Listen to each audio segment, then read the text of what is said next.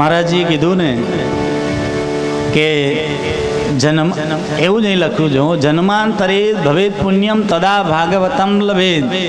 આ ભાગવત જન્મો જન્મના પુણ્ય ભેગા થાય ને ત્યારે જ કથા આપણને સાંભળવા મળે. પરમાત્માની કૃપા હોય. ખાલી પૈસાથી જ ભાગવત સાંભળવા મળતી હોય એવું નથી. ભાગવત પૈસાથી ખરીદી શકાય એવી ચોપડી નથી, એવું પુસ્તક નથી. બધી વ્યવસ્થા હોવા છતાં પરમાત્માની કૃપા વિશેષ જરૂરી છે. મારા શિક્ષા ગુરુ શ્રી યોગેશભાઈ શાસ્ત્રીજી મારા ભાગવત વિદ્યાપીઠમાં ગુરુજીમાં હાલ છે, અધ્યાપક છે.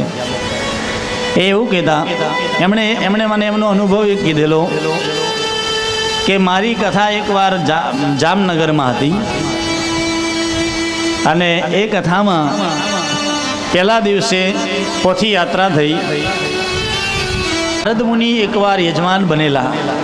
અરે સનત કુમારોએ કથા સંભળાવેલી અને એ 7 દિવસનો સપ્તાહ યજ્ઞ થયો. ત્યારથી માંડી અત્યાર સુધી 7 દિવસનો આ ક્રમ ચાલે છે.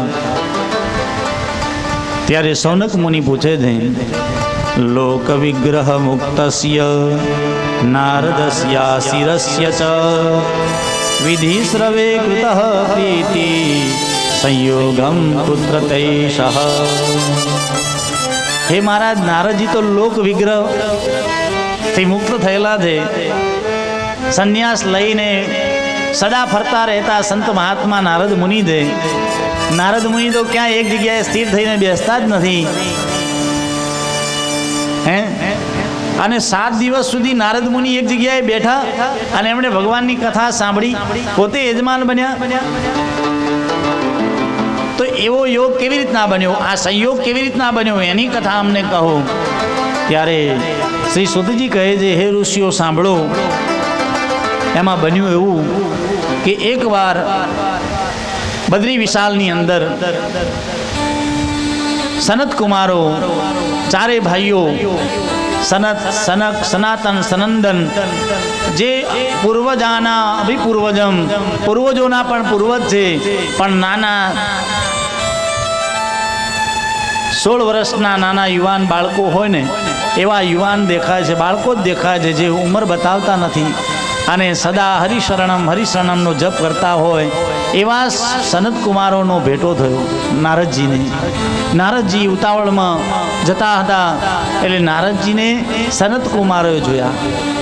કે હે સનત કુમારોએ પૂછ્યું કે નારદજી, કથમ બ્રહ્મન દીનમુખ કુતઃ ચિંતાતુરો ભવાન ત્વરિતમ ગમ્યતે કુત્ર કુતશ્ચાગમનમ તવ. હે નારદજી, કથમ બ્રહ્મન દીનમુખ કુતશ્ચિંતા તુરો ભવાન. આજે તમારું મુખ કેમ દુઃખી છે, તમારા મુખ ઉપર કેમ ગ્લાની છે. સંતોના મુખ ઉપર દુઃખ હોય ને ત્યારે સમજવાનું કે કંઈક સમાજની કંઈક એમને ચિંતા સતાવતી હોય. નારદજી, તમે તો એવી રીતના દુઃખી છો કે ગતવિત્તો યથાજન, જેમ કે કોઈ ધનિકનું ધન જતું રહ્યું હોય, રૂપિયાવાળાનું ધન જતું રહ્યું હોય અને એ દુઃખી થતો હોય, એવી રીતના તમે દુઃખી છો. તમારા મનમાં આવું દુઃખ છે શું છે, અને સંતોનું ધન તો શું છે.